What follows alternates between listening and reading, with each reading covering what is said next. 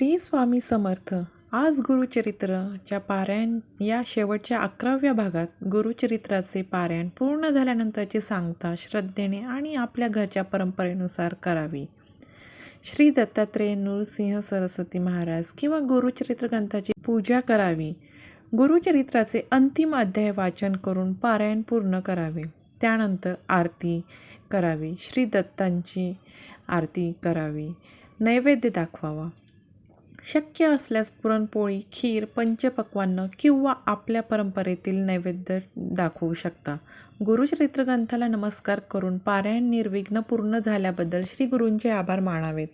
शक्य असल्यास ब्राह्मण, सुवासिनी, भक्तांना भोजन किंवा प्रसाद द्यावा.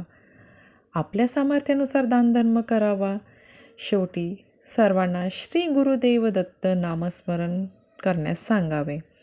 महत्त्वाचे म्हणजे गुरुचरित्राच्या पारायणाच्या सांगतेच्या श्री गुरुदेव दत्त श्री नृसिंह सरस्वती महाराज की जय. माझे गुरुचरित्र पारायण निर्विघ्नपणे पूर्ण झाले आहे.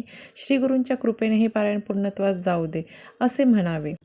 शेवटी ही प्रार्थना करावी. हे श्री गुरुदेव, आपल्या कृपेने माझे गुरुचरित्र पारायण पूर्ण झाले आहे. माझ्याकडून झालेल्या चुका क्षमा कराव्यात. माझ्या कुटुंबावर आपली कृपादृष्टी सदैव राहू दे. सर्वांना सुबुद्धी, आरोग्य, सुखशांती आणि भक्ती प्राप्त होऊ दे. श्री गुरूंच्या चरणी माझा नमस्कार. शेवटी श्री गुरुदेव दत्त यांचा 11 किंवा 21 वेळा नामस्मरण करून जप करावा. श्री गुरुदेव दत्त श्री स्वामी समर्थ महाराज की जय. सगळ्यांवरती आपली स्वामी कृपा असू दे. माझा एक छोटासा प्रयत्न होता गुरुचरित्र पारायणाचा 11 भाग पूर्ण करण्याचा. आशा आहे तुम्हाला ह्या 11 भागांमध्ये गुरुबद्दल, गुरुचरित्राबद्दल, स्वामींबद्दल खूप माहिती मिळाली असेल.